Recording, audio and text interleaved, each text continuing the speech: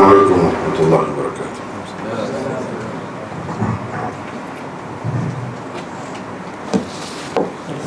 Bismillahirrahmanirrahim. Alhamdulillah.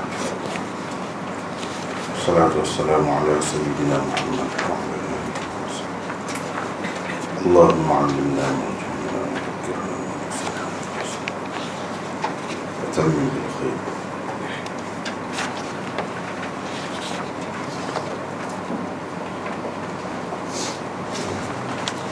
Kita sampai di mana? Muka surat 63 ya? 63.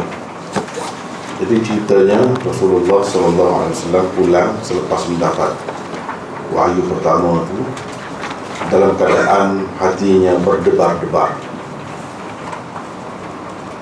Beliau SAW pun masuk menemui Khadijah binti Khuwailid seraya berkata, selimutkan saya.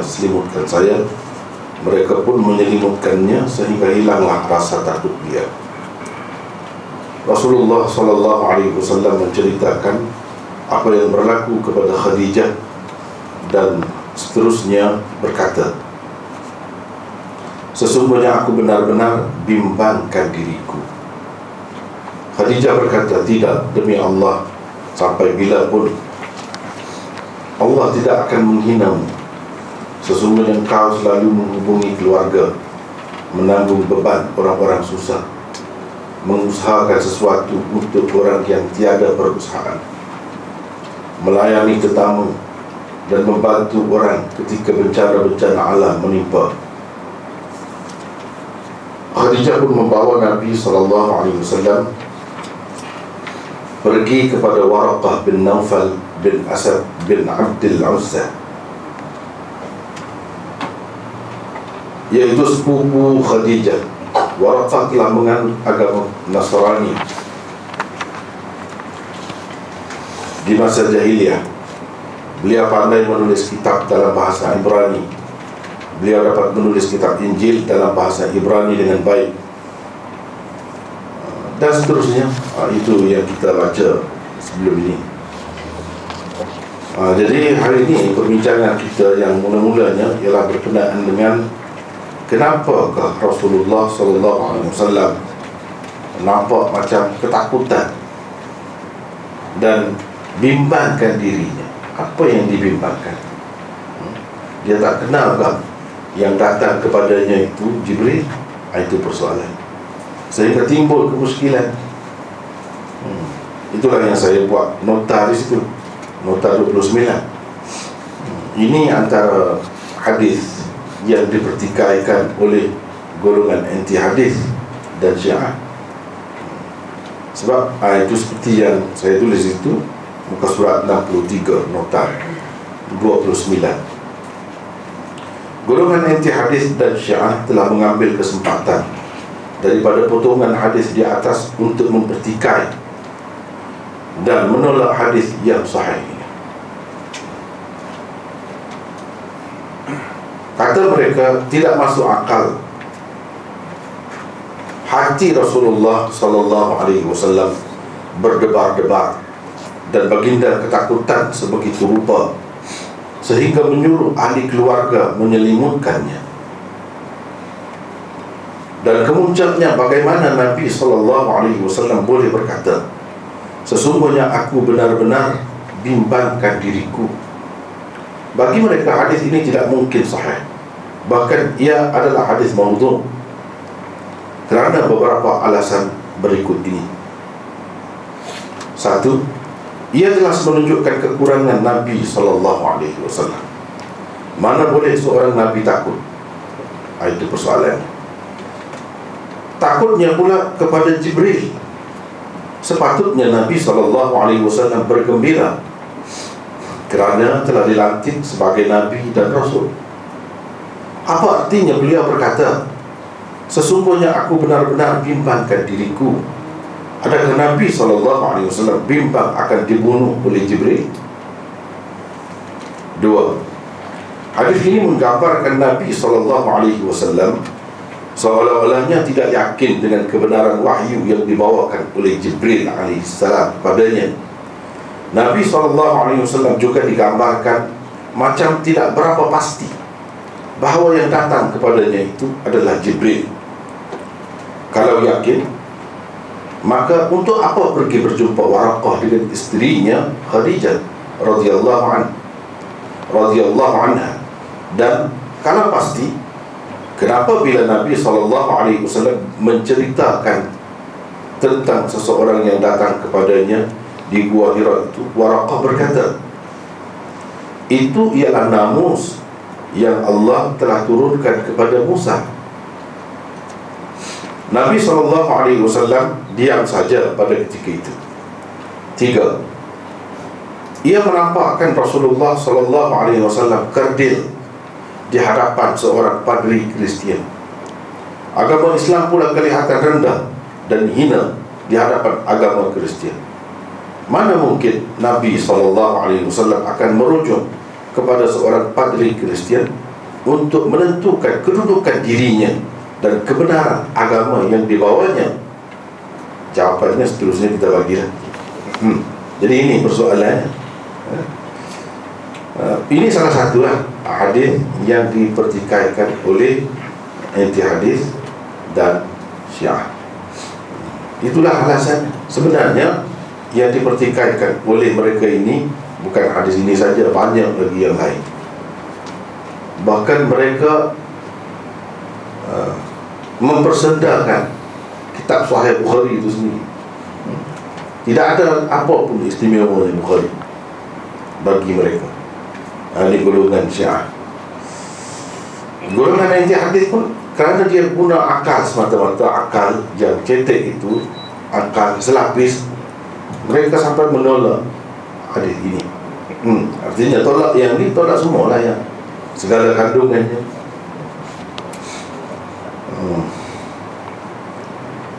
Bagi golongan anti hadis, dia banyak perkara yang mana yang bercanggah dengan akal mereka, tolak tu. Dia bukan ada usul ataupun kaedah-kaedah yang tertentu. Kaedah misalnya kita kata cuba nak taufikkan hadis itu, taujihkan hadis itu, jamakkan hadis itu, tarjihkan. Dia tak ada guna kaedah-kaedah tu. Sebahagiannya kita hormatlah, kita hormatlah perasaan dia, fikiran dia. Dari segi dia kritis, tetapi kadang-kadang apabila tidak cukup persiapan, kita kritik, jadi masalah. Menimbulkan kecelaruan dalam pemikiran bukan sahaja masyarakat, fikiran dia sendiri pun jadi bercelaru. Akhirnya mana satu nak pegang? Sebab tidak ikut cara yang betul. Nak kritik memang boleh, memang boleh. Kita diajarkan kritis dalam ilmu hadis, memang gitu. Tapi mengikut kaedahnya, biar ada hujahnya. Jangan semata-mata fikir apa yang terlintas dalam fikiran kita ini tak masuk akal, kita terus tolak. Tak boleh macam tu, tak boleh. Sebabnya hadis-hadis Rasulullah SAW sama seperti Al-Quran juga, dari segi apa yang dibincangkan, dibicarakan, diperkatakan itu bukan hanya terbatas dengan satu masa, satu masyarakat, satu zaman. Tidak, untuk sepanjang masa sampai kiamat. Takkanlah tak ada bahagian-bahagian untuk orang-orang kemudian. Semuanya untuk orang zaman unta semuanya. Takkan begitu. Jadi dengan sebab itulah sepatutnya atas dasar nasihat lah. Sebab setengah-setengah ni sebenarnya dia tidak maksud macam anti hadis lah. Golongan anti hadis, dia tidak maksud nak melawan Islam, tapi dia terkeliru. Sebab tidak ikut saluran yang betul. Jadi dari segi nasihatnya, kita kata sepatutnya belajar dengan betul lah. Belajar, apa salahnya kalau belajar? Akibatnya buruk kalau tidak. Jadi kita sangka baik kepada sesetengah golongan anti hadis itu, Dia sebenarnya nak jaga kesucian Rasulullah sallallahu alaihi wasallam. Biar agama Islam ini kelihatan logik semuanya. Logik. Itu maksud dia baik. Setengah-setengah tu, bukan semualah. Bukan semualah.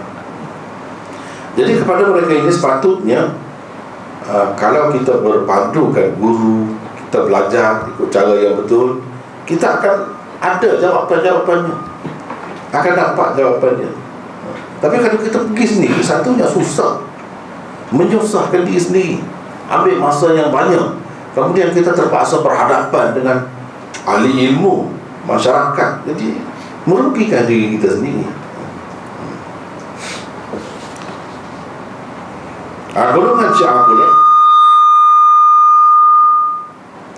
Golongan Syiah pula, mereka ni semua hadis-hadis ahli sunnah tak boleh pakai.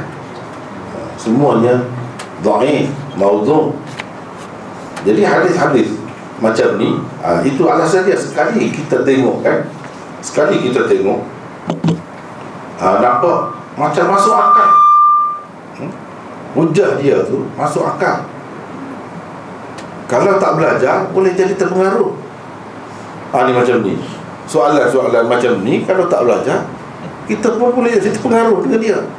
Jadi sebab nampaknya dia nak jaga Rasulullah sallallahu alaihi wasallam itu.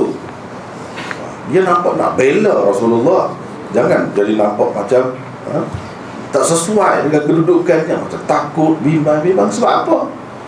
Jumpa dengan Jibril, dia tak kenal dengan Jibril. Lepas tu pergi jumpa dengan Waraqah pula. Untuk apa jumpa dengan Waraqah? Jadi macam hina Islam. Dia fikir begitu. Jadi dengan cara dia hujah begini, orang-orang yang tidak ada pengetahuan boleh terpengaruh. Dengan sebab itu, di satu pihak yang lain, masyarakat pun perlu belajar. Terutamanya kalangan ahli ilmu lah, gitu. Mereka mesti melengkapkan diri dengan jawapan-jawapan yang boleh mematahkan hujah-hujah mereka. Kalau tidak, dia memang cara dia menarik juga. Dia pergi, dia matikan hujah. Misalnya kita kata ustaz, jadi dia pelengkehkan ustaz itu. Jadi orang ramai yang ikut ustaz itu, ikut imam itu, bila imam itu tak boleh jawab, dia kata ahli sunnah tak boleh jawab. Itu cara dia. Dan dia pengaruhi lagi masyarakat, pengaruhi lagi orang lain lagi. Ini bahaya. Sebab itu yang jadi tersebar. Sebenarnya dia bawa alasan yang nampak macam logik, masuk akal.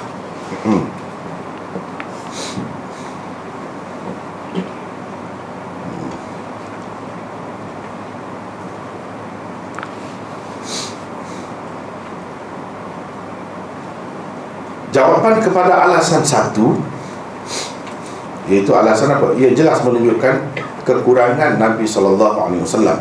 Mana seorang Nabi boleh takut itu?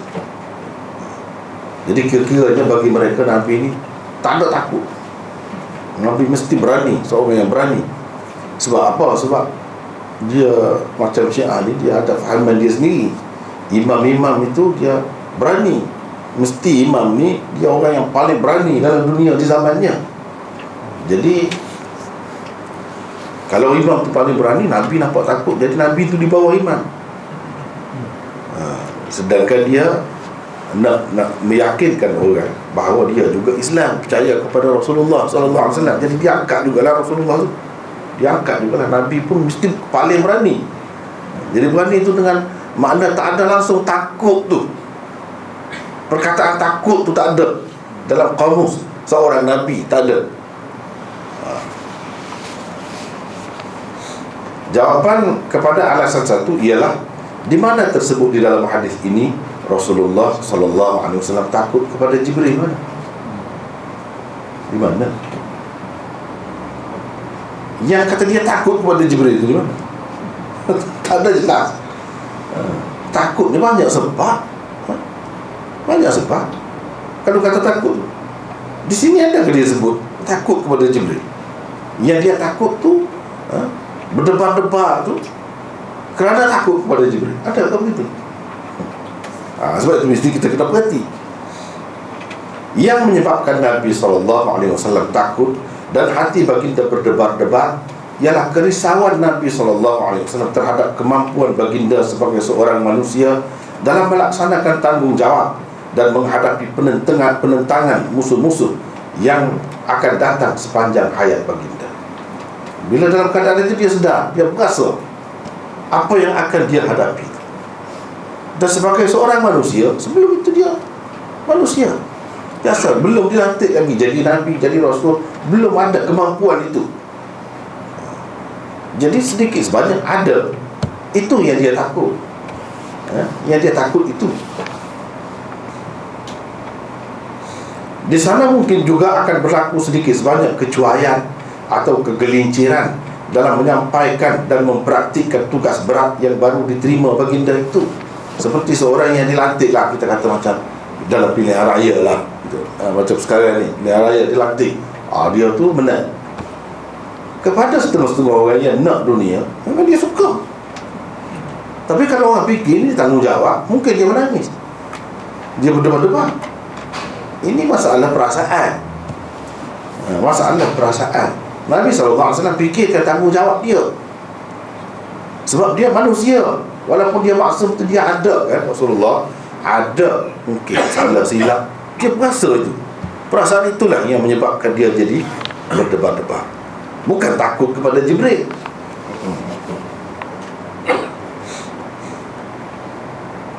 Seperti kita kata orang tu berasa bertanggungjawab, dia nak baiki masyarakat, nak ubah masyarakat masuk dalam dunia politik, dia nak. Tapi bila dia nanti, dia pula berdebar-debar, dia pula takut. Takut apa? Takut tidak dapat melaksanakan tanggungjawab itu dengan sebaik mungkin, sebagaimana yang diharapkan. Kan gitu? Boleh berlaku.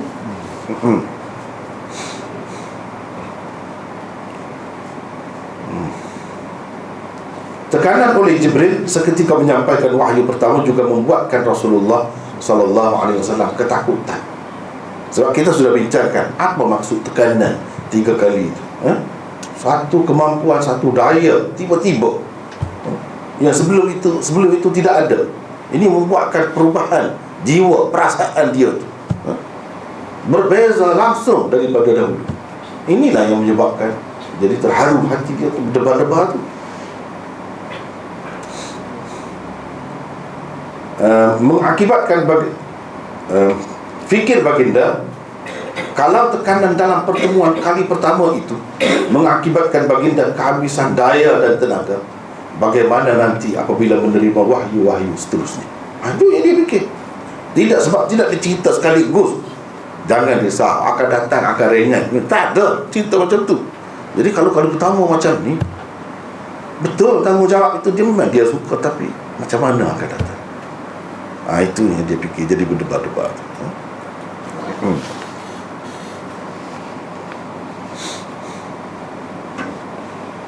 Seperti seorang yang nak ditolak masuk ke bilik bedah lah. Dia tahu pembedahan itu baik untuk dia, tapi kan berdebar-debar juga.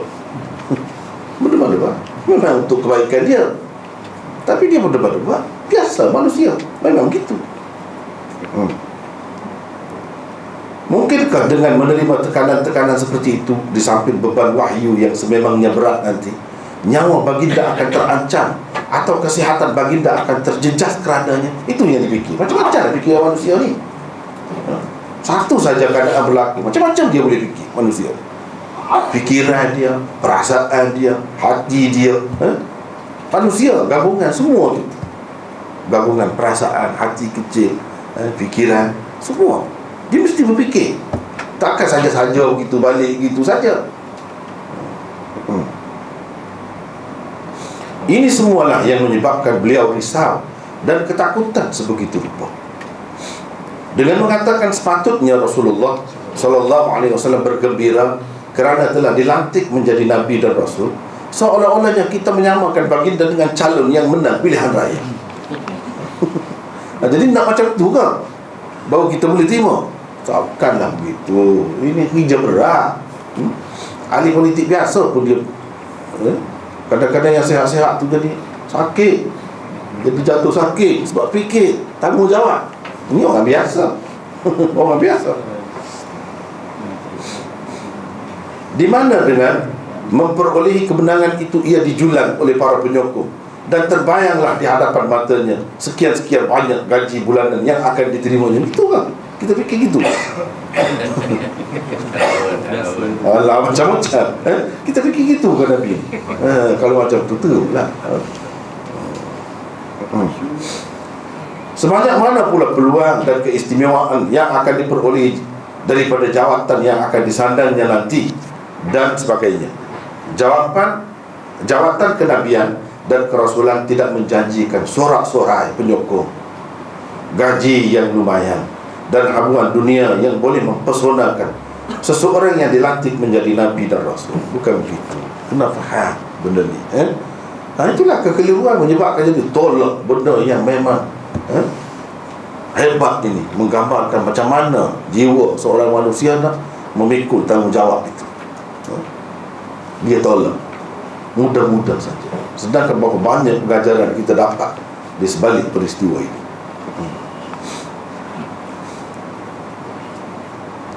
Ia adalah suatu jawatan yang penuh dengan tanggungjawab dan kesukaran. Bagaimana Nabi SAW akan bergembira kerana mendapatnya? Takkan gembira. Ialah dia bercampur-campurlah perasaan itu. Campur-campurlah perasaan itu. Gembira dari segi dapat memimpin manusia, mengeluarkan manusia daripada kegelapan kepada cahaya. Ya, dari segi itu. Sama seperti kalau seorang pemimpin, seorang calon yang menang pilihan raya, dia nampak dia boleh buat benda macam ni, dia sukalah dari segi itu.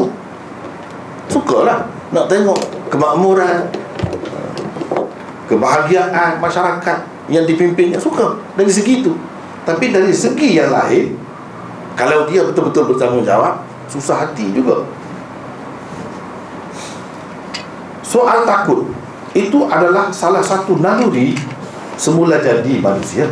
Takut-takut ni kita kena faham, Nabi pun dia ada perasaan itu. Jangan bila kata Nabi, bila nanti jadi Nabi, tak ada terus langsung takut. Ini naluri manusia, seperti sayang, kasih, sedih. Itu naluri. Siapa pun ada. Cuma dia takut kepada siapa? Kenapa dia takut? Itu ya bezanya. Takut tu sendiri ada. Takut tu sendiri ada. Cinta, perasaan cinta, kasih sayang ada. Tapi dia sayang macam mana? Dia cinta kepada siapa? Kalau tidak ada langsung naluri itu, macam mana dia nak cinta kepada Allah, cinta kepada umatnya? Mesti kena ada sifat itu. Sama juga dengan takut. Ini sifat semula jadi manusia. Jangan bila kita kata, kita terima ini seorang Nabi, segala sifat manusia tidak ada. Ini rosak akidahnya. Dalam Quran kan sebut, qul innama ana basyarun mithlukum. Katakan, aku ni manusia, tidak lebih daripada manusia seperti kamu. Dari segi sifat-sifat tadi, dari segi sifat-sifat tadi sama. Cuma kelebihan yuha ilayya, diberi wahyu kepada. Itu yang berbeza. Sama seperti kita tengok pengkaji-pengkaji, ahli-ahli fikir, saintis dan sebagainya, sama seperti kita dari segi sifat. Semula jadi manusia tu. Cuma apa yang dia dapat buat, kita tak dapat buat. Itu bezanya. Sama. Pemimpin siapa pun sama dari segi sifat manusia. Cuma dia boleh buat, dia ada kuasa, kita tak ada kuasa. Itu beza.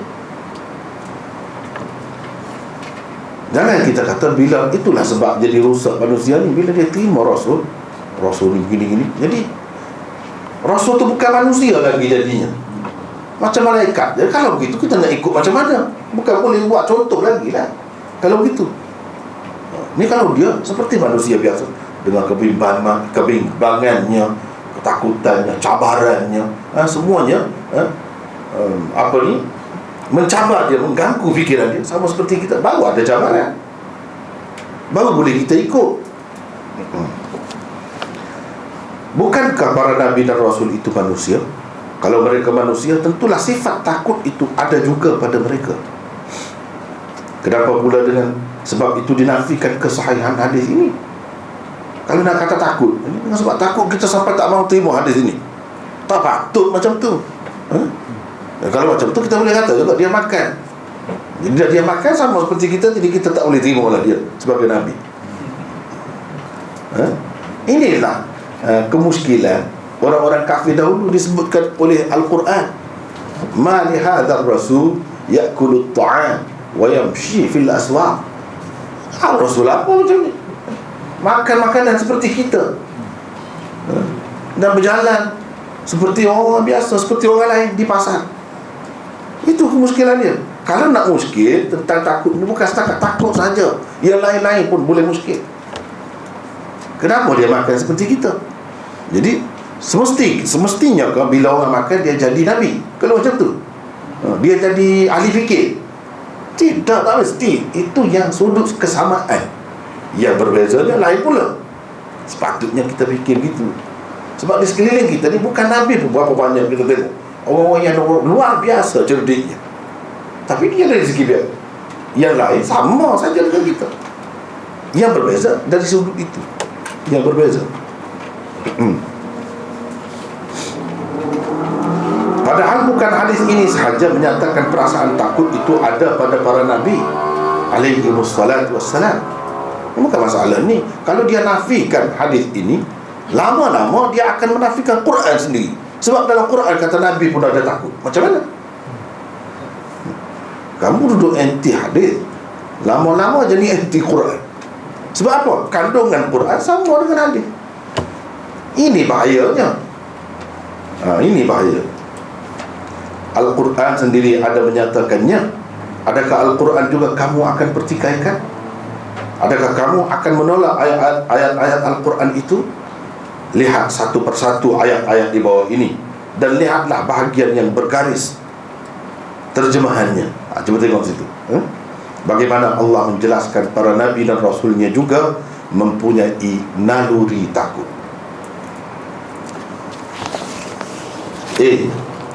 Fa'awjasa fi nafsihi khifatan Musa qulna la takhaf innaka antal a'la. Bermaksud maka Musa merasa takut dalam hatinya. Tengok, ini ayat Quran bukan hadis.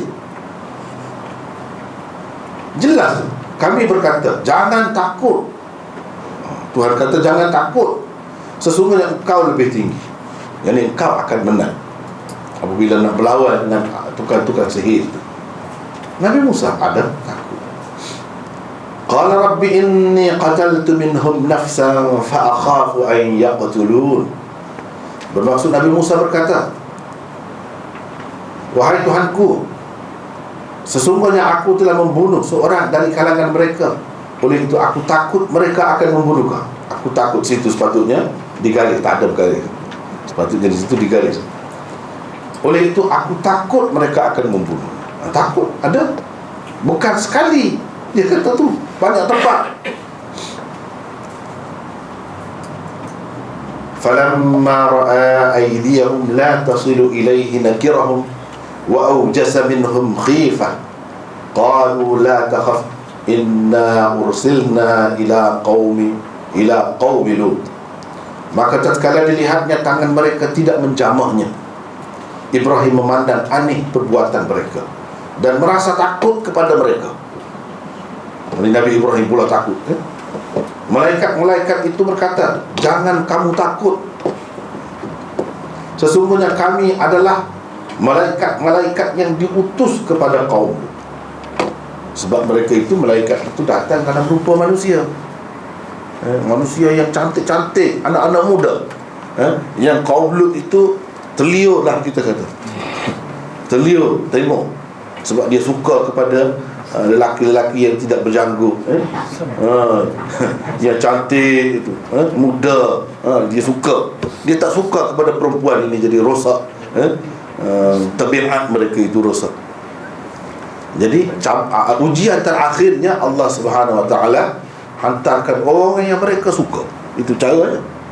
Kalau kita perhati macam tu, sama seperti kalau kita kata yang dilakukan oleh special branch.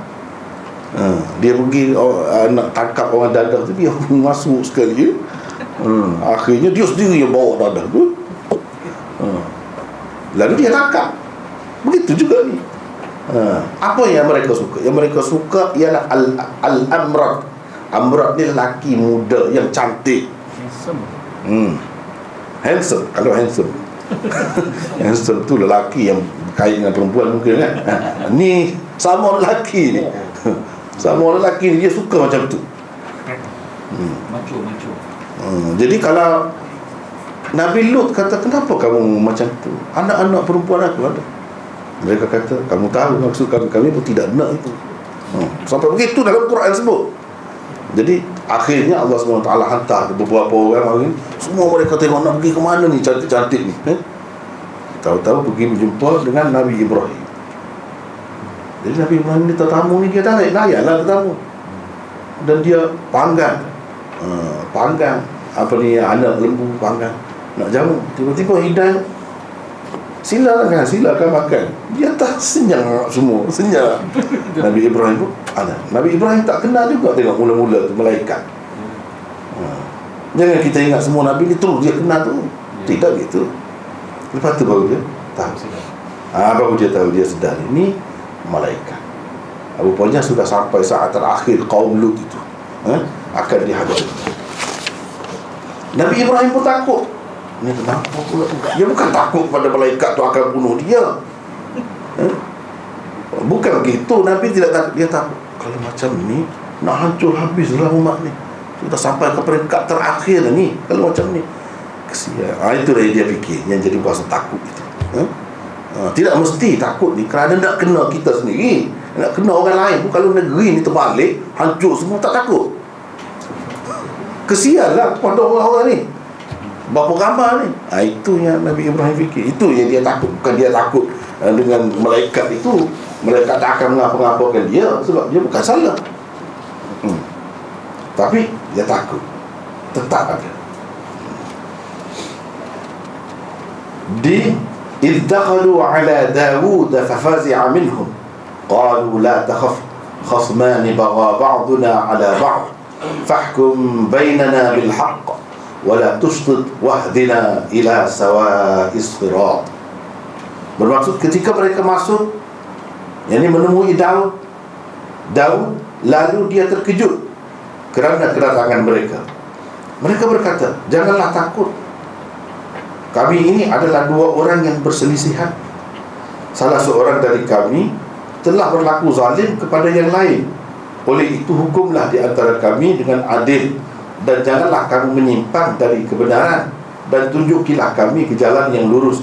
Jadi ringkas ceritanya di sini, Nabi Daud pun ada takut. Bukan seorang Nabi ini. Nabi Daud pun ada juga takut. Padahal Nabi Daud dia pahlawan. Dia tak takut, dia berani, panglima perang. Nabi Daud ini dia lawan dengan Jalut. Itu yang dia lawan dianya.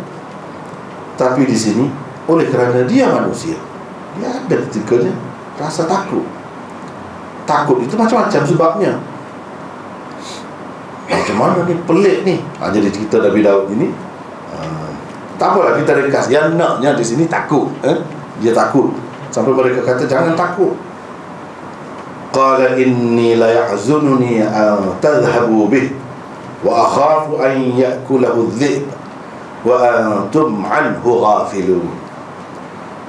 Bermaksud bapa mereka, yakni Yakub, Nabi Yakub menjawab, pemergian kamu dengan membawanya bersama sangatlah mendukacitakan daku, dan aku pula bimbang atau takut ia akan dimakan serigala ketika kamu lalai dari mengawalnya. Ini kata Nabi Yakub kepada anak-anaknya bila mereka minta supaya Nabi Yakub biarkan Yusuf ni dibawa bersama untuk pergi berkelah-kelah. Nabi Yakub kata begini, dia bimbang sebab kawasan itu kawasan banyak serigala. Jadi dia kata dia takut. Jadi dia pun ada takut. Nabi Yakub ada takut juga. Wa nabbihum 'an dhayfi Ibrahim idh dakhalu 'alayhi faqalu salama qala inna minkum wajilun qalu la tawjal inna nubashshiruka bighulamin alim. Bermaksud, dan khabarkanlah kepada mereka perihal tetamu Nabi Ibrahim ketika mereka masuk mendapatkannya, lalu mengucapkan salam.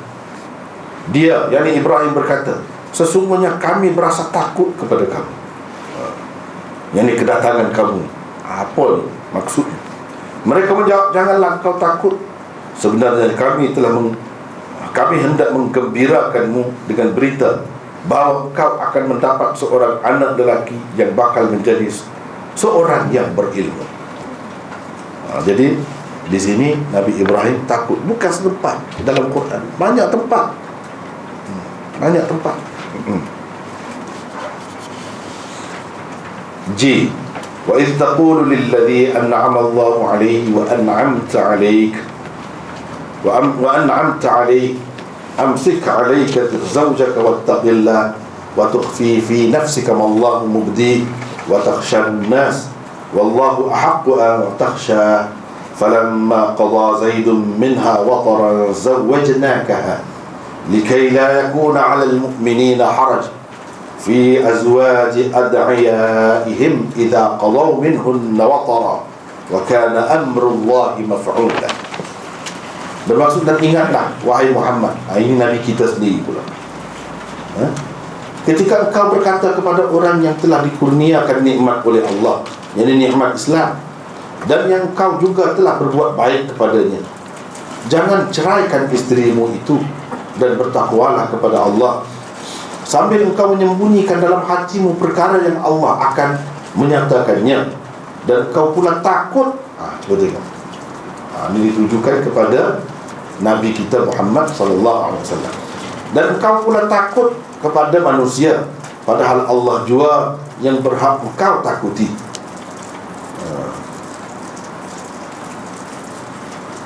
Kemudian setelah Zaid selesai habis kemahuannya terhadap isterinya, yakni dengan menceraikannya, kami kahwinkan kau dengannya, supaya tidak ada keberatan atas orang-orang yang beriman untuk berkahwin dengan isteri-isteri anak-anak angkat mereka.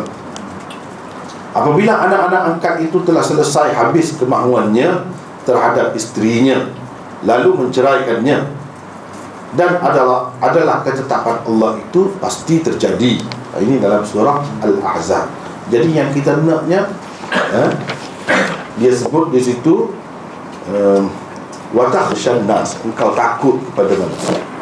Ini ditujukan kepada Rasulullah sallallahu alaihi wasallam. Kalau hadis tadi kita tak mau terima, kita kata mana boleh Nabi kita Muhammad sallallahu alaihi wasallam takut. Ini ayat Quran ini untuk siapa? Tidak ditujukan kepada Muhammad juga. Dan dikatakan Muhammad itu ada takut. Jadi apakah ayat Quran ini akan ditolak pula? Dia orang anti hadis, Syiah, atau mana-mana ajaran sesat lah umumnya, mereka tidak mendakwa menolak Quran. Quran mereka terima. Yang menjadi masalahnya kepada mereka ini, dia tolak hadis. Boleh dikatakan setiap ajaran sesat dari dahulu sampai sekarang dia ada ciri ini. Dia anti hadis itu ada. Sikit banyak itu berbezalah. Bahagian mana itu berbeza. Tapi ciri itu mesti ada. Tapi Quran mereka tak nafi. Jadi kalau masih terima lagi Quran, tak apalah. Mungkin itu terpesong, tersasul manusia ni, boleh berlaku gitu.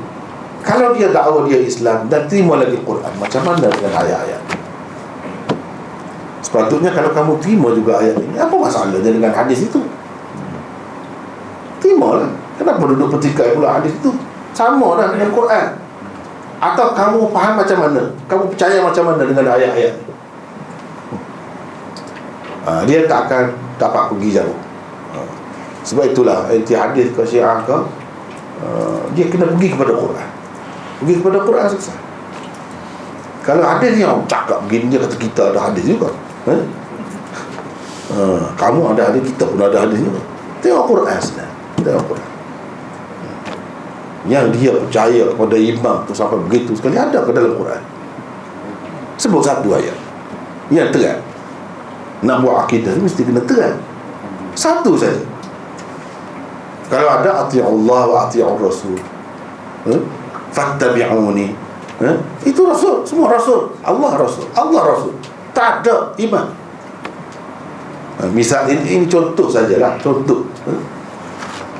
Begitu juga dengan yang lain-lain.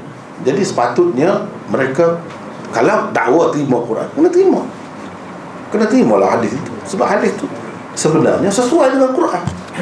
Kalau hadis kata takut, Quran pun kata takut. Pokok anti hadis memang dia kadang-kadang dia tolak hadis. Dia kata macam Isra' Mi'raj, nanti tak terima. Sebab apa? Macam mana nak naik? Mati manusia. Pengaruh kuat. Kuat juga di mana-mana pun. Di mana-mana pun ada anti hadis.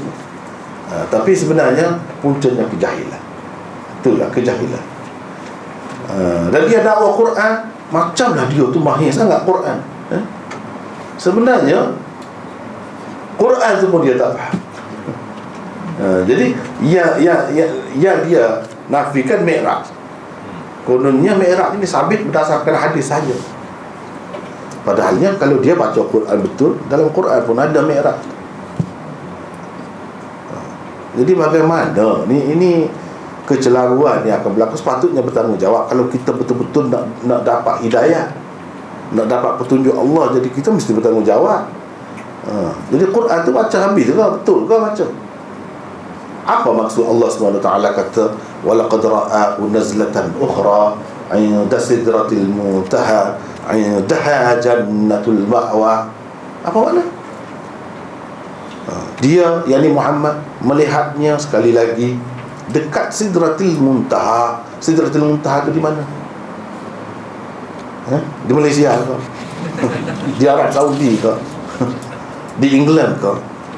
Di Jepun ke? Di mana? Tak ada siapa pun yang dakwa Sidratil Muntaha duduk mana-mana negeri dalam dunia. Yang maklumnya Sidratul Muntaha di atas langit, atas lagi pada langit yang ketujuh. Di situ. Jadi tidak Mi'raj itu.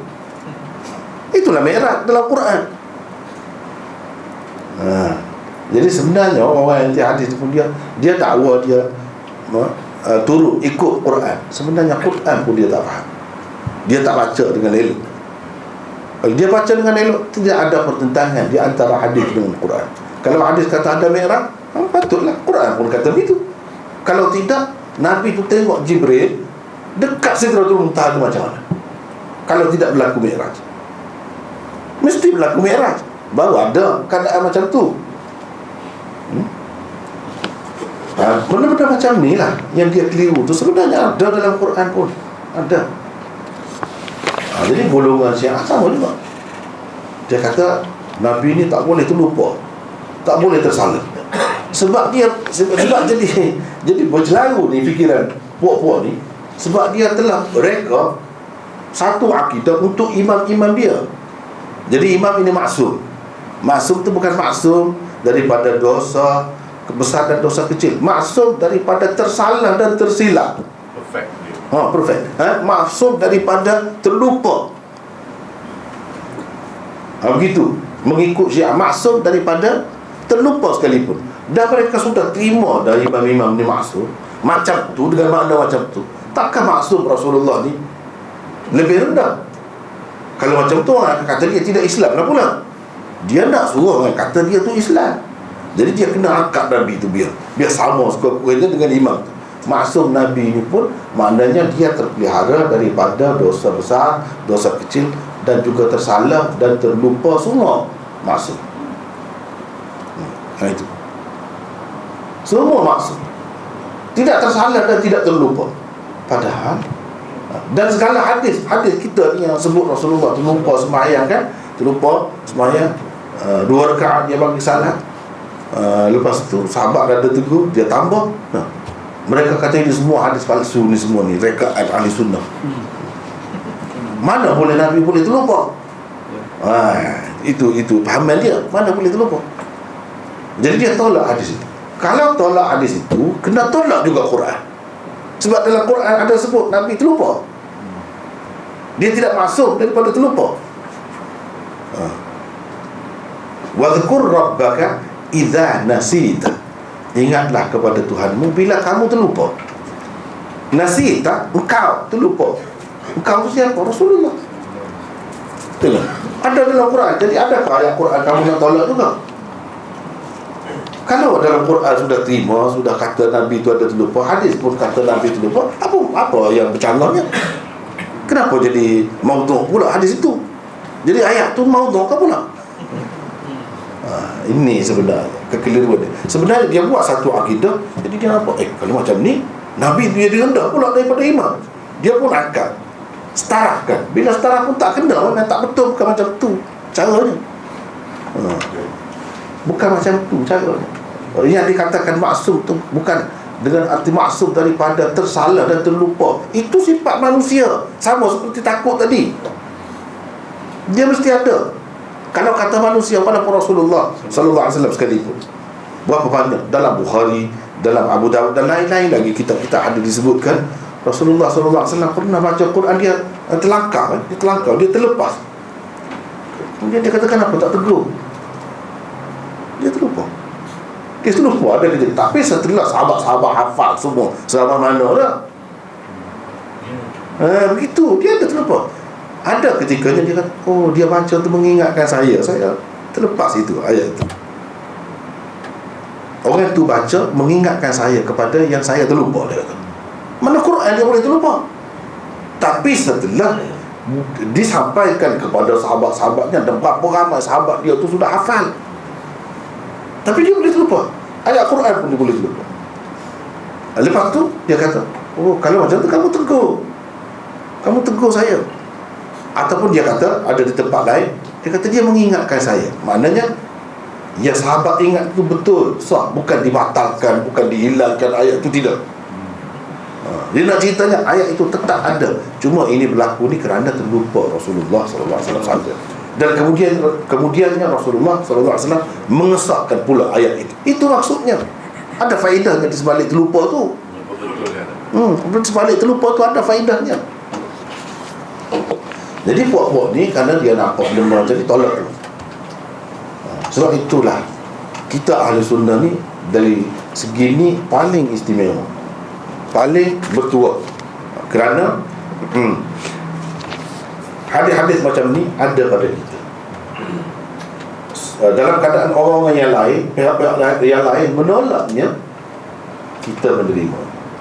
Kalau kita fikir Islam ni dibawa oleh golongan lain lah, nescaya berapa banyak hadis-hadis Rasulullah itu tidak akan sampai kepada kita. Banyak. Sebab apa? Sebab hadis-hadis itu dibuang dah semua. Hadis merah buang, hadis bedak dada dibuang, hadis Nabi terlupa dibuang semua. Jadi berapa banyak tak sampai hadis ni kepada kita. Nasib baik kita ni ahli sunnah, dan majoriti umat Islam dalam dunia bila-bila masa pun ahli sunnah. Ajaran Islam yang sebenarnya, yang sesuai dengan Quran itu kita dapat terima. Nasib baik. Kalau harap puak-puak ni teruk banyak perkara lah. Kalau macam tu, lama-lama dia akan petikan Quran itu pula. Dia akan petikan Quran itu. Ayat-ayat yang dikemukakan di atas dengan jelas menunjukkan bahawa Nabi-Nabi juga mempunyai perasaan takut, juga mempunyai perasaan takut sesuai dengan sifat mereka sebagai seorang manusia. Bukan Nabi-Nabi biasa yang mempunyai sifat-sifat itu, malah Nabi-Nabi ulil azmi juga tidak terkecuali daripada mempunyai naluri tersebut. Sekiranya sifat-sifat seperti itu hendak dipertikaikan, berarti kamu juga telah menari mengikut rentak orang-orang kafir yang mempertikaikan kemanusiaan para Nabi dan Rasul. Lihat bagaimana Allah menggambarkan kemuskilan mereka melalui firman-Nya ini. Wa qalu ma li hadzal rasul ya'kulu at-ta'am wa yamshi fil aswaq laula unzila ilaihi malak fayakuna ma'ahu nadhira. Bermaksud, dan mereka berkata, mengapa Rasul ini makan, minum dan berjalan di pasar-pasar seperti manusia lain? Sepatutnya diturunkan malaikat kepadanya, supaya malaikat itu turut memberi peringatan dan amaran bersama-sama dengannya, yakni sebagai saksi yang membenarkannya. Kalau ada malaikat, mereka tak terima juga. Jadi itulah keadaannya. Kata-kata Nabi SAW bahawa sesungguhnya aku benar-benar bimbangkan diriku. Apa pula maksud bimbang? Bimbang apa? Dia kata bimbang takut Jibril cekik dia sampai mati. Ada pula, mana ada macam tu? Tak ada sebut pun. Dia lebih-lebih. Tidaklah kerana beliau takut Jibril membunuhnya atau mengapa-ngapakannya. Ini kerana sabda baginda sallallahu alaihi wasallam, aku bimbangkan diriku itu boleh dikaitkan dengan masa yang telah lalu. Seolah-olahnya baginda berkata, sesungguhnya aku benar-benar bimbangkan diriku tadi, atau pada ketika dia tekan aku tu rasa macam nak mati. Gitu. Habis daya. Iaitu apabila ditekan dengan begitu teruk oleh Jibril alaihissalam, sehingga baginda kehabisan daya dan tenaga. Itu maksudnya. Boleh kita fahami. Cubalah fikir yang baik-baik, sesuaikan dengan makna yang baik-baik. Jangan sangka buruk. Apabila kita berhadapan dengan kisah dan cerita Nabi-Nabi, kekasih-kekasih Allah, kena sangka baik. Cuba cari jalan keluar yang baik. Ini tidak. Pokok sesat dia tidak begitu.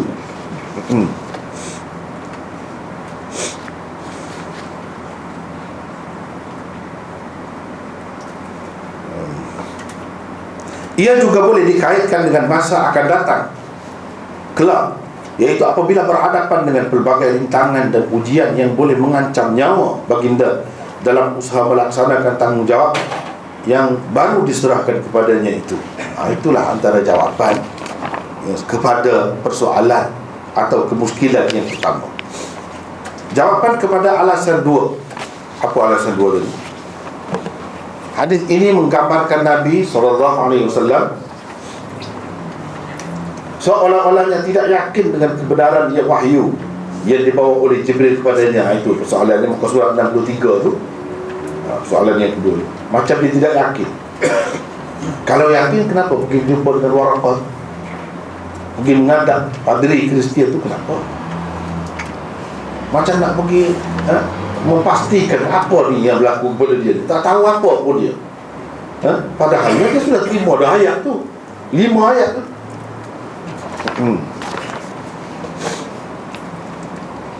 Ialah perginya Rasulullah SAW kepada Waraqah bukan kerana tidak yakin dengan kebenaran wahyu yang dibawakan oleh Jibril alaihissalam kepadanya, bukan juga untuk mendapat kepastian daripada Waraqah tentang orang yang menemui Rasulullah SAW dalam peristiwa yang diceritakan oleh baginda kepada Waraqah itu,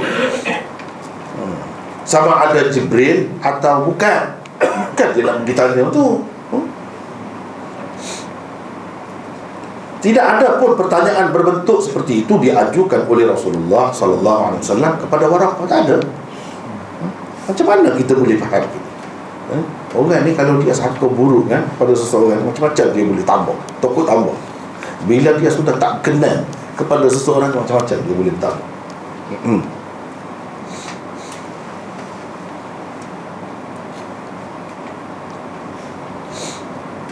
Baik di dalam riwayat ini atau riwayat-riwayat yang lain. Pertama sekali perlu diingat bahawa perginya Rasulullah SAW untuk menemui Waraqah itu bukan rancangan baginda SAW. Malah baginda telah dibawa oleh isterinya Khadijah. Bukan dia nak pergi, bukan dia sendiri. Yang cukup mengenali Waraqah sebagai tempat rujukan agama yang jujur dan luas pengetahuannya. Ini menunjukkan tidak ada kemungkinan berlaku pakatan. Sebab ada juga ni orang Itali, siapa dia kata ada pakatan ini, rancangan ni, Rasulullah dengan Waraqah ni. Dan Rasulullah Pakatan di antara Waraqah dan Rasulullah sallallahu alaihi wasallam untuk menyokong baginda. Antara hikmat Nabi sallallahu alaihi wasallam menurut kehendak isterinya Khadijah untuk pergi menemui Waraqah ialah beberapa perkara berikut ini. Jadi kita kata, kenapa dia tuanya isteri dia tu? Betul, dia tidak rancang. Dia bukan dia yang nak pergi nak tanya. Isteri dia nak bawa. Tak usahlah, katakan saja. Aku sudah yakin itu Jibril. Katakan saja macam tu. Kenapa dia tunggu isteri dia? Mungkin kemuskilan itu pula timbul. Ini beberapa jawapannya. Waraqah adalah seorang tua yang sangat alim dan berpengaruh dalam masyarakat. Kalau dia membenarkan Nabi SAW dan menyokong baginda SAW, tentulah rintangan dan halangan di jalan perjuangan baginda sedikit sebanyak akan berkurang. Itu politik dia. Dia orang cerdik. Rasulullah SAW ni bijaksana, kan? Kita dalam perjuangan yang besar, kalau dapat jalan untuk ringan, biar ringan. Jangan cari masalah. Jangan tak ada masalah, cari masalah. Banyak benda yang nak hadap, yang kita nak hadapi. Jangan tambah-tambahkan. Kalau ada yang boleh menyelesaikan masalah sebagainya, cuba ikut cara. Itulah sebaik-baik baru bijak kalau macam tu. B. Nabi SAW kiranya telah mengetahui kejujuran Waraqah dan kesahihan ilmu yang ada pada beliau. Kepergian baginda untuk menemuinya tidak akan mengundang kerugian, malah akan membawa keuntungan dan meraih sokongan yang kuat. Sebabnya berapa banyak pada ketika itu ajaran Kristian yang sebenarnya masih lagi tersebar dengan meluas, ada pada beberapa peribadi dan individu besar. Bukan semua ajaran Kristian itu rosak. Bukan semua Injil itu sudah diselewengkan pada masa itu. Buktinya yang Waraqah pegang tidak. Sebab itu dia boleh terima terus. Nabi SAW sudah tahu benda ni, hakikat itu. Pengesahan Waraqah dan sokongan beliau terhadap Rasulullah SAW sebagai Nabi akhir zaman, selain dapat melemahkan semangat menentang masyarakat Quraisy, akan menarik perhatian ahli kitab yang lain kepada agama Islam. Pengikut-pengikut setia Waraqah tentunya akan menurut keputusan beliau untuk memeluk agama Islam dan seterusnya membela baginda SAW. Itu hikmahnya besar tu. Besar. Jadi puak-puak Quraisy, kafir Quraisy, mereka tahu ahli kitab ni ahli ilmu, orang yang ada kitab daripada Allah SWT. Mereka pun selalu tanya juga, walaupun tak percaya, tanya juga. Ahli kitab itu, ni kalau ketua ahli kitab sudah terima Rasulullah, sudah sokong, macam mana? Dia akan melemahkan semangat. Bagi pengikut-pengikut Kristian pula, ini ketua dia sudah akui, macam mana? Itu hikmahnya besar. Sebab itu Rasulullah SAW ikut isteri dia pergi gitu.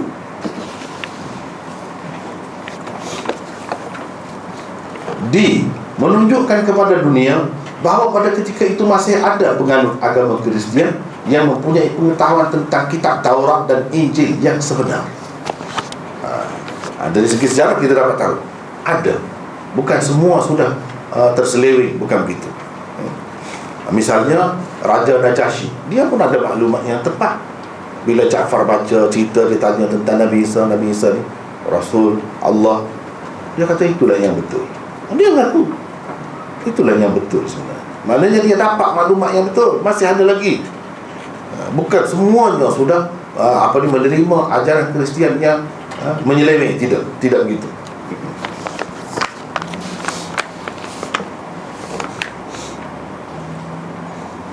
Rupa-rupanya di dalam kitab Taurat dan Injil yang sebenar itu terdapat perincian tentang Nabi akhir zaman seperti yang disebutkan oleh Waraqah di dalam hadis itu.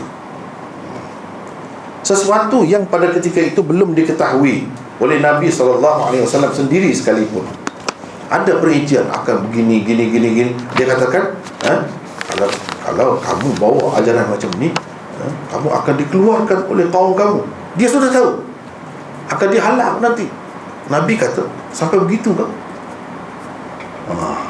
Maknanya apa yang diketahui oleh seorang padri Kristian itu melalui kitab-kitab mereka yang masih lagi terpelihara, dia tahu sejarah Nabi ni akan datang, dia tahu. Dan yang berlaku kepada Rasulullah pun memang begitu. Jadi tidak ada percanggahan. Di situ tidak ada percanggahan.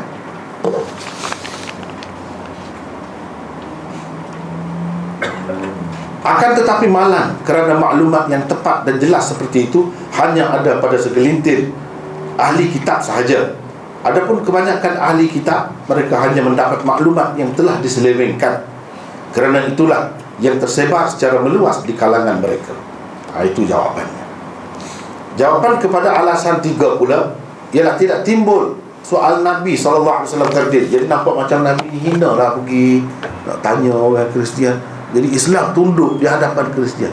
Kristian yang menentukan kedudukan seorang Nabi Islam ni, Nabi akhir zaman ni. Adakah macam tu? Itu kemuskilan yang berapa tadi? Yang ketiga,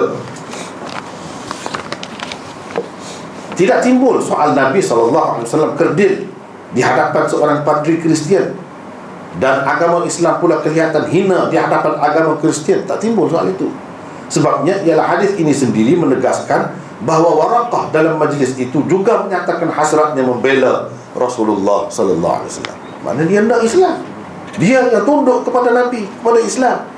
Bukan Nabi itu tunduk hina di hadapan dia, tidak. Hadis ini tidak menggambarkan Rasulullah itu menurut dia, ikut dia. Bukan itu. Kalau berlaku begitu, iyalah. Ini tidak. Bahkan dia kata, kalau aku sempat dengan zaman kamu tu, zaman perjuangan kamu, aku akan tolong kamu dengan sehabis-habis daya aku. Dengan bersungguh-sungguh aku akan sokong kamu. Ya, mana dia sudah nak terima. Sebabnya ialah hadis ini menegaskan bahawa Waraqah dalam majlis itu juga kerananya kebanyakan ulama, termasuk Hafiz Ibnu Katsir, Hafiz Ibnu Hajar, Al-Munawi, Al-Biqai, Ibnu Asy-Syahnah, Ibnu Sakan, An-Nawawi dan lain-lain mengesahkan keislaman. Sebab itu kata dia Islam dah tu, Islam. Jadi kalau begitu, bukan Nabi kalah kepadanya, yang kalahnya dia kepada Nabi SAW. Tidak timbul soal hina Islam di hadapan Kristian, tak timbul. Sama juga diceritakan Nabi Isa akan turun di akhir zaman itu, dikatakan di mana nampak hebat Kristian daripada Islam, sebab orang Islam ikut Kristian. Macamlah Nabi Isa tu Kristian, Nabi Isa tu Muslim, orang Islam. Ajaran dia diselewengkan. Dia datang mengikut cara Nabi kita. Jadi lebih lagi Nabi kita, dia semayang cara kita, sebab dia datang selepas Nabi kita. Bila dia datang nanti, tidak timbul soal Islam hina kepada Kristian, tak timbul soal itu. Bahkan dia membenarkan lagi ajaran yang dibawa oleh Nabi kita alaihi salatu wassalam. Begitu sepatutnya kita kena fikir begitu. Sebab dia semayang cara kita, dia jadi imam semayang, dia ikut syariat kita. Ajaran dia yang asal tak boleh makan babi, kemudian pengikut orang-orang yang mendakwa sebagai pengikutnya Kristian itu menghalalkan babi, dia datang bunuh babi semua. Itu menyokong kita, bukan menyokong Kristian yang ada. Jadi tak timbul soal Islam rendah di hadapan Kristian, tak timbul sebenarnya. Malah mengatakan bukan Al-Iraqi malah mengatakan Waraqah adalah salah seorang sahabat Rasulullah sallallahu alaihi wasallam, dan beliau merupakan orang yang kedua selepas Khadijah. Ini mengikut Al-Iraqi, Hafiz Iraqi. Iraqi ini guru kepada Hafiz Ibnu Hajar. Iraqi.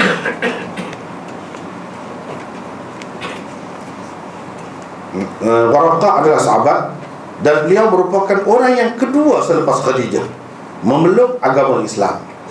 Lihatlah betapa baik nazam gubahan Al-Iraqi di dalam Alfiyah sirahnya berhubung dengan Waraqah dan peristiwa yang sedang kita bicarakan ini. Apa pendapat dia?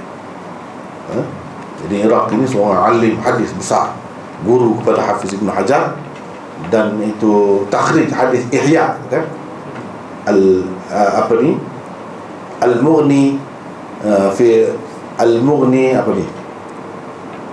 an hamlil asfar fil asfar. Itu kitabnya. takhrij hadis Yahya itu. Dia yang buat. Kemudian dia buat Alfiyah. Alfiyah ini dalam bentuk syair, nazam 1000 bait tentang sirah Nabi. Bukan senang nak buat. Yang kita maklumnya, itu pun tidak semua maklum juga, di kalangan orang yang belajar maklumnya Alfiyah Ibnu Malik itu, Alfiyah Nahwu tu, itu pun bukan main juga, hebat. 1000 bait mengumpulkan kaedah ilmu nahwu bahasa Arab. Ini 1000 bait mengumpulkan sirah Rasulullah sallallahu alaihi wasallam. Dia buat.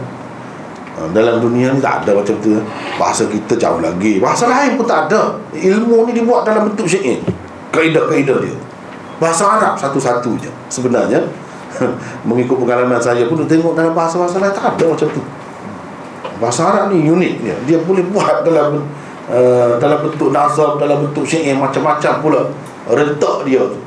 Ada dalam ilmu tajwid, dalam ilmu falak, ilmu hisab, dalam bentuk nazam, kaedah-kaedah dia, nahwu, sirah, usul hadis, macam-macam lagi ada. Fiqh, Ibnu Ruslan buat matan Zubat itu. Matan Zubat dalam bentuk syair.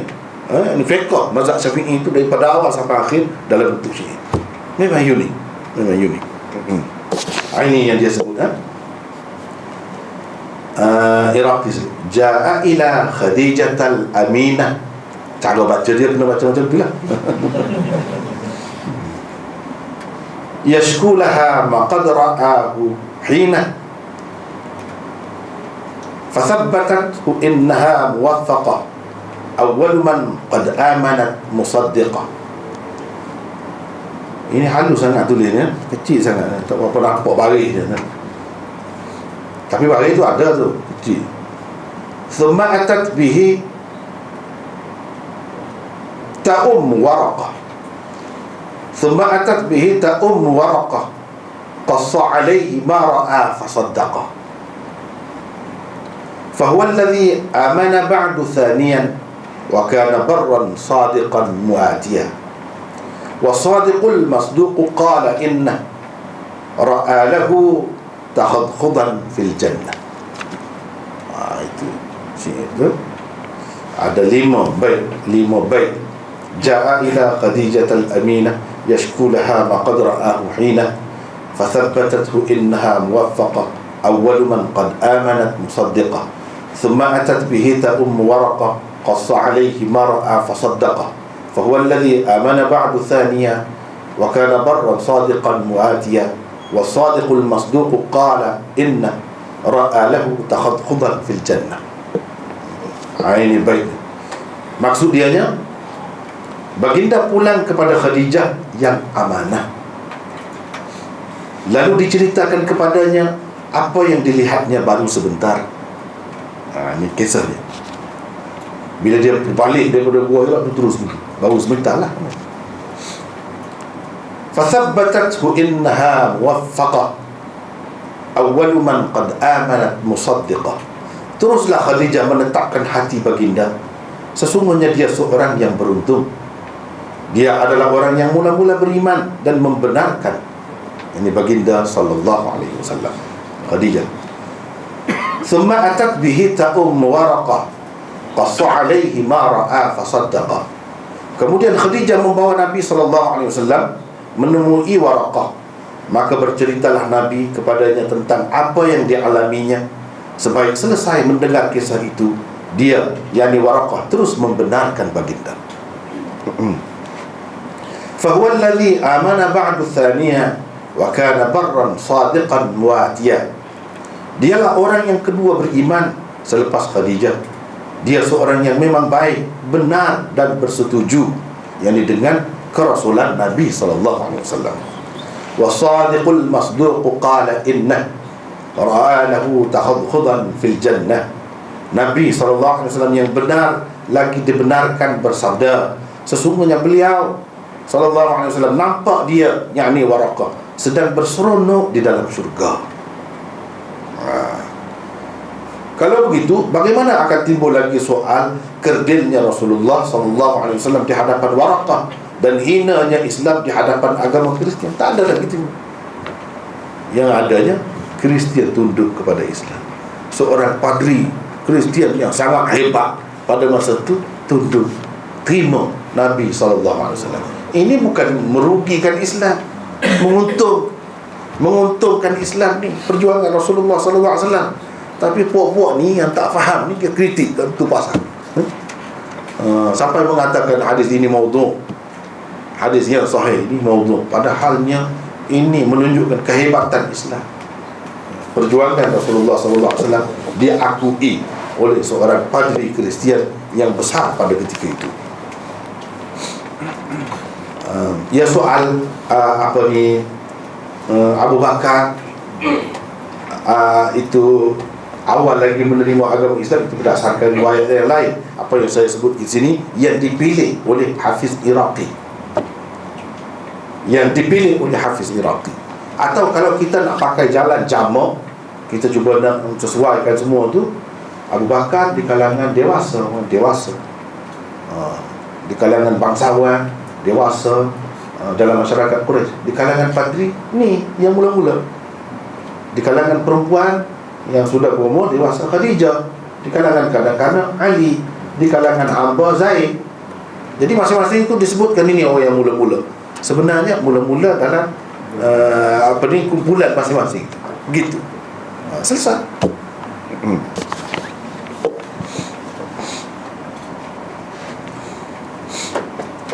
Nampaknya kita setakat itu dulu.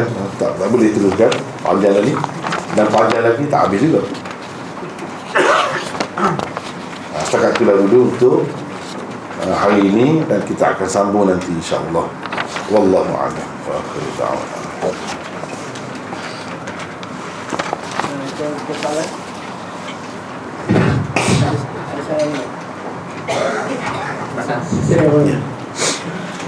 Kalau dalam hadis ni Nabi kata Zammilu ni Zammalu, bukan itu fi'il tu untuk jamak tak. Jadi ketika tu macam mana keadaan? Ya, sebabnya dia gunakan jamak Zammilu ni sebab yang ada bersama bukan Khadijah saja, hamba abdi dia, sahaya dia, ada anak-anak dan lain-lain lagi ada juga bersama. Sebab itu dia guna perkataan itu, perkataan jamak. Bukan dia kata dia tuju kepada Khadijah saja, sebab ramai yang ada. Sebab itu dia guna jamak. Lagi? Kalau dalam ini yang baik yang terakhir kan, Ya. sesungguhnya beliau nampak warakat sedang berseronok di dalam syurga. Ini kalangan Iraqi je kan? Ya. Jelas. Bukan hadis je. Bukan. Dia faham hadis lah. Dia faham daripada hadis, dia buat dalam bentuk ni. Oh, hadis mana Ustaz? Ini mengikut dia lah. Jadi dia terima lah yang hadis ini. Oh, Memang ada. Jadi memang ada dalam gambarkan dalam syurga yang ada. Memang ada. Seperti sahabat-sahabat lain pun ada kan gambaran dia sudah di dalam surga. Macam tu. Ustaz, pada masa itu bila kata dia bersyahadah ke? Macam mana? Warakah bersyahadah ke macam mana? Kira-kiranya begitulah. Tapi tidak Tak ada sebut di sini. Tak ada sebut. Di sini tak ada sebut. macam Khadijah pun syahadah ke? Sama. Dia Dalam riwayat-riwayat yang lain ada sebut. Syahadah ni memang termasuk dalam riwayat yang mutawatir lah. Mutawatir. Boleh dikatakan semua bersyahadah. Jadi kira-kiranya walaupun tidak disebut di sini, dia bersyahadah, kira-kiranya bersyahadah jugalah. niat tu ada lah. Maksud macam niat kan? Bukan niat tu memanglah ada. Niat tu memanglah ada. Lafaz. Lafaz tu tak ada kan sini. Ya. Kita kira ada lah. Ada juga. Ya. Pasal dalam satu contoh lain, Ya. bila Uthman Maz'un meninggal dunia, Ya. Ummu A'la kata bahawa dia pastilah Uthman akan masuk syurga. Sedangkan Nabi menegur Ummu A'la, mengatakan, mana kamu tahu dia masuk syurga? Selepas beberapa ketika kemudian, barulah Ummu A'la bermimpi Uthman Maz'un sedang menikmati buah-buahan. Lalu Nabi pun setuju bahawa benarlah dia akan Ya. Dia begini maksudnya, hadis-hadis macam tu, dia tak mahu kita mendahului dia. Jangan umat mendahului Nabi. Itu maksudnya. Jangan Nabi tak kata lagi, kita sudah kata. Walaupun dari segi kenyataan dalam Al-Quran Allah SWT menyatakan kalau orang buat gini ahli syurga kan ke? Secara umumnya betul. Tapi kita nak pasti orang ini jangan mendahului Rasulullah SAW. Itu maksudnya. Dengan sebab itu jadi sahabat-sahabat ni berhati-hati, beringat dalam menentukan benda-benda macam ni. Dia tak boleh nak pengajaran kepada kitanya, kita mesti merujuk kepada nas dalam perkara ni. Tak boleh mengikut fikiran kita, tengok zahir dia, tak boleh. Walaupun memanglah dalam Quran, dalam hadis sebut kalau orang buat gini jadi ahli syurga, betul, itu secara umum. Tapi kita nak yakin dia ni tanpa ada bukti yang terlihat tak boleh. Itu maksudnya. Itu maksudnya.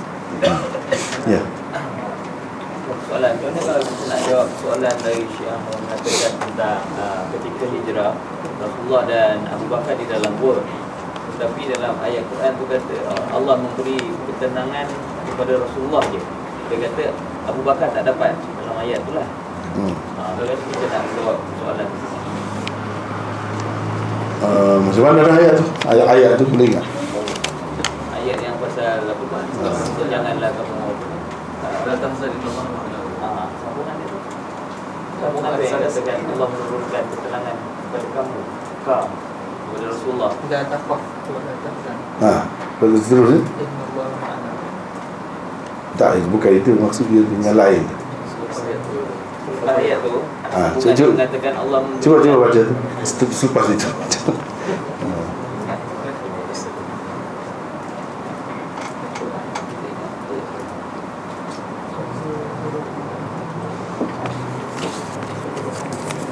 Cuba tengok situ dulu.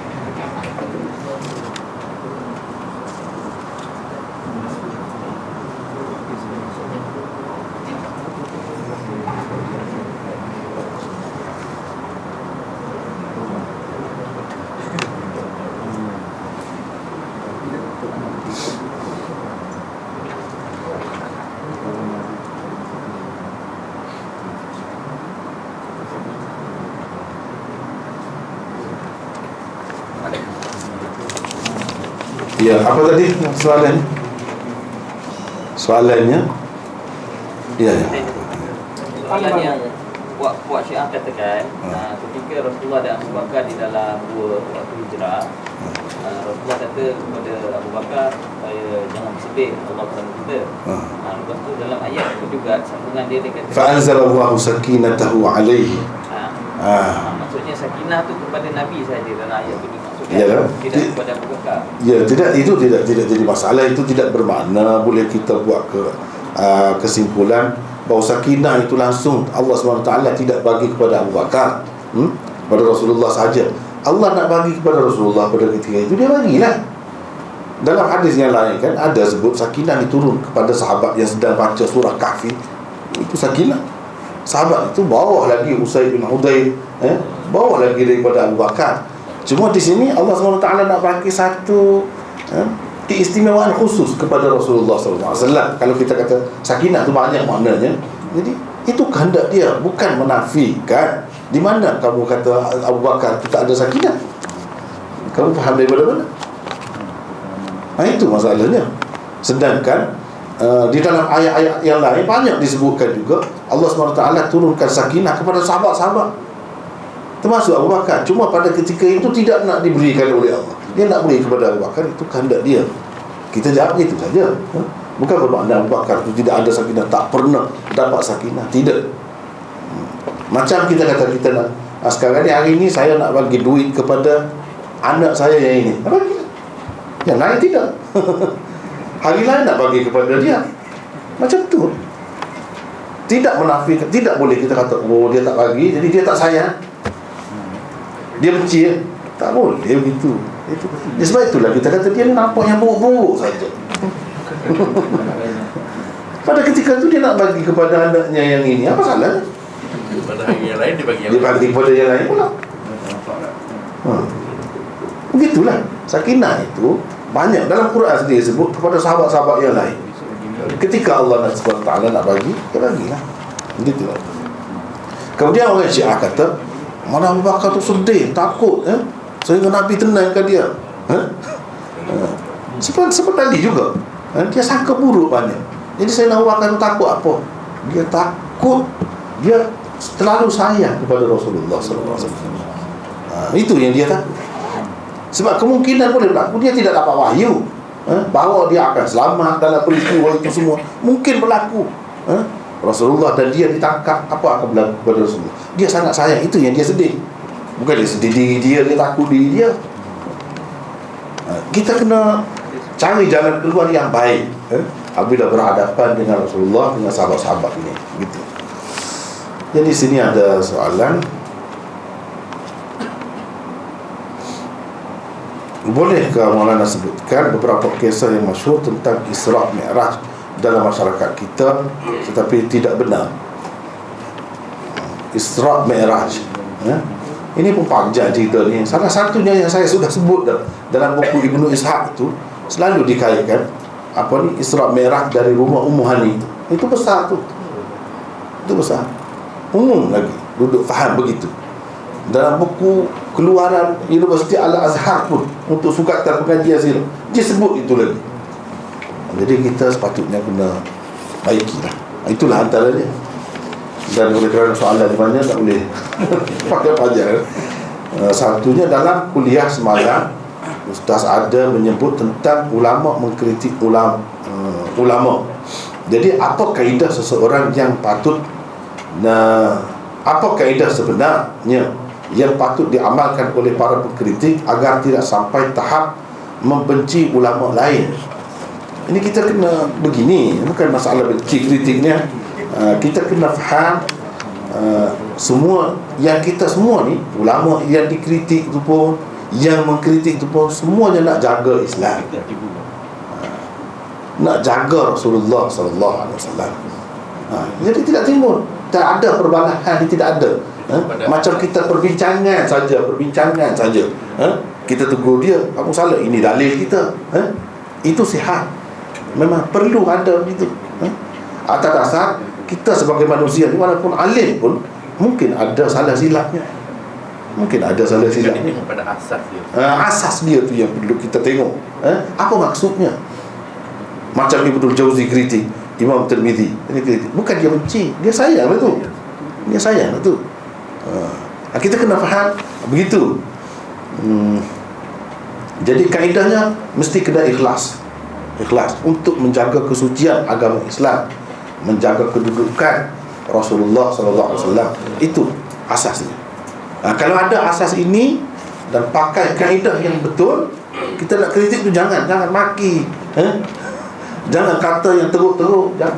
Guna kaedah yang dia pakai juga. Kritik membina, guna kaedah yang dia pakai juga. Selalu dia pakai kaedah. Kenapa di sini kita pakai? Itu Tapi banyak orang cakap, Ustaz, dia menggunakan kaedah pelekeh kan. Tak boleh. Pelekeh tak boleh. Itu salah, itulah yang salah. Ustaz, mungkin perkataan kritik tu membuatkan kita bingung. Sebenarnya bukan kritik, mungkin berhujah antara satu sama lain. Ikutlah apa pun. Tapi maksudnya untuk membina lah, kata kritik membina. Jadi semua macam ni, kalau seorang ayah lah, dia akan rasa bangga sebab anak dia sudah cerdik, anak dia boleh tegur dia. Dia akan rasa bangga. Kalau ayah yang bijaksana, dia akan rasa anak dia sudah sampai ke peringkat itu, baguslah dapat tegur ayah. Tapi kalau ayah yang tak macam ni, memang dia malu. Macam Imam Malik dengan Imam Syafi'i, Kan sama. sebab Imam Syafi'i dia anak murid. Jadi kita kena situ macam tu. Dia bangga sebab mana dia sudah faham betul ni kaedah ni, dia pakai kaedah ni, dia kritik kita. Tak jadi masalah. Macam kalau katakanlah saya anak tegur, alhamdulillah, tapi tegur dengan cara yang baik, ikut kaedah. Kita bangga sebab cerdik anak kita, kan gitu. Kalau atas dasar begini dia sihat, perlu ada sampai bila-bila pun. Yang kedua, untuk menguasai ilmu hadis yang sangat luas ini, ilmu apa lagi yang perlu dikuasai untuk memahami hadis?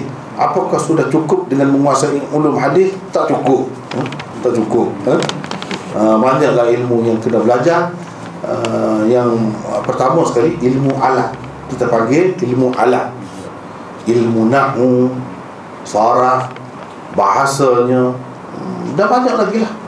Banyak lagi. Dia bukan ulum hadis saja boleh selesai, tidak. Tidak.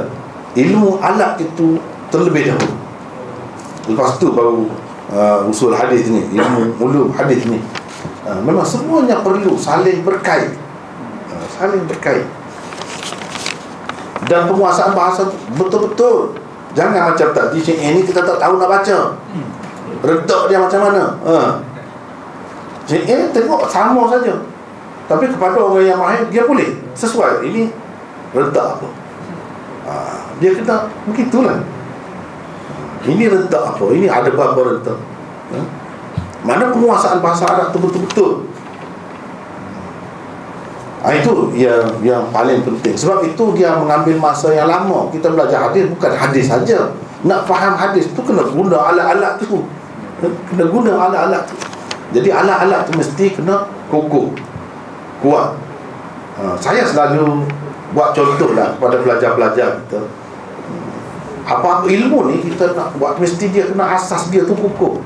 Kalau asas dia tak kokoh, sengit daripada bawah, dia sengit sampai ke atas. Dia kena mesti kokoh. Tempat tu kena tengok dah, letak dah sesuai ke tidak. Kalau kita nak buat bangunan 100 tingkat lagi lah, mesti kena kokoh, kena guna segala kemahiran, kepakaran, kena guna.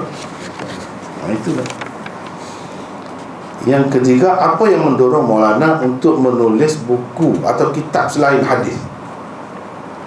Saya tengok buku-buku yang dijual tulisan Maulana berupa kamus bahasa, sirah dan mufati, kitab hadis yang lengkap belum ada.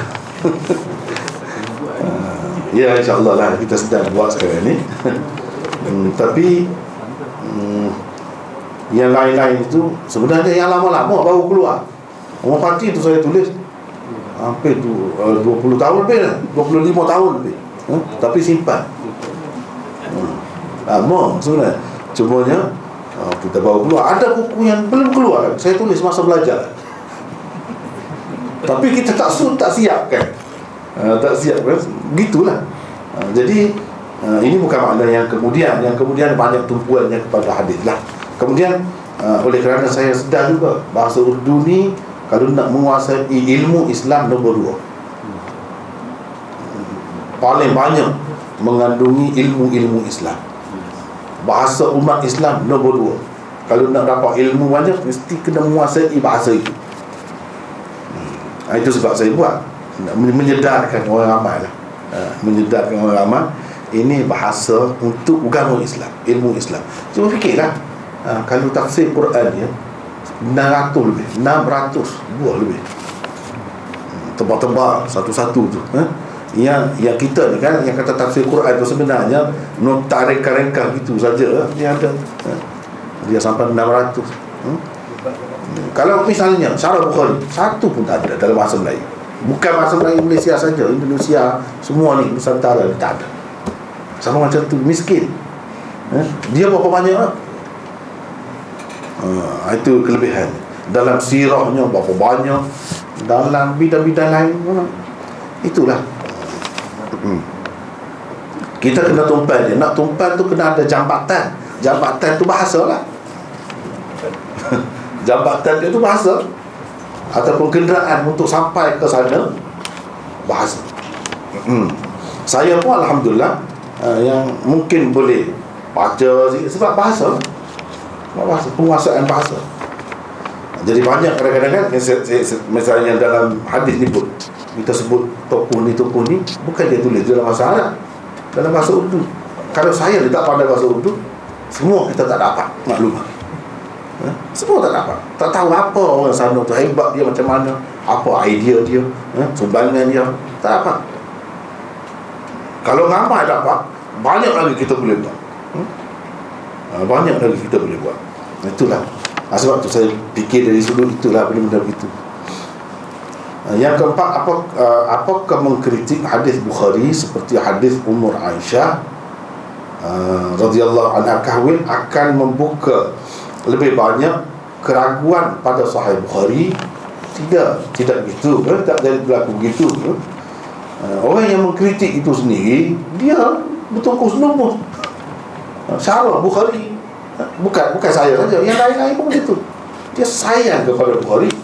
Bahkan kita nak menunjukkan Bukhari hebat macam mana pun kitab yang ditulis manusia ni, dia ada kelemahan. Dia tidak sama dengan Quran, kitab suci. Yang dimaksudkan dengan kitab suci itu Quran, yang terjamin, terpelihara Quran. Hadis-hadis tidak. Sebab kalau kita tak dedah pun, satu hari orang akan guna benda tu untuk pukul kita teruk juga. Baik kita dedah daripada awal, supaya berhati-hati, beringat dan bercermat dalam perkara ni. Kita tidak bergantung kepada satu orang saja. Tidak begitu. Jadi tujuannya tapi mengikut kaedah lah. Sebab kata tadi lah, jangan kita kritik dalam tu pasal, mengikut kaedah. Kalau mengikut kaedah, insya-Allah hasil dia tu akan baik juga, dan dengan maksud niat yang baik. Itulah secara ringkasnya. Dia akan timbul keraguan-keraguan macam mana. Keraguan macam mana misalnya. Banyak dah orang kritik, misalnya hadis Bukhari yang hadis tadi, Syiah anti hadis kritik, tapi kita jawab. Banyak lagi yang lain-lain, ulama-ulama kata hadis ini tidak sahih dalam Bukhari, ulama lain jawab. Ini semuanya untuk kesahihan ilmu yang kita terima. Maksud itu tak ada maksud sebenarnya nak menimbulkan keraguan apa tu, tidak. Bagaimanapun kalau kita tak jaga, lagi bahaya, lagi menimbulkan keraguan akan datang. Itulah sebab. Allahu a'lam. Kita sekarang saja kuliah perlu pada semua. Jadi kita mengajarkan membaca dan sikit rumah ni, pihak Yayasan Paksi dan Kelantan di bawah Lajnah Sport Paksi Rumah akan mengajar dana untuk program Ramadan nanti. Di antaranya ialah menjaga berpuasa bersama hati dan semangat pada makanan untuk makan miskin. Jadi siapa yang bahasa untuk menyumbang, bolehlah masukkan dengan tabung di luar sana. Dan yang ada sampul surat tu, kalau ada sahabat-sahabat daripada luar yang menyumbang, boleh bagi dekat dia. Jadi ini majlis Rasul tutup majlis kita pada pagi ini dengan persoalan soal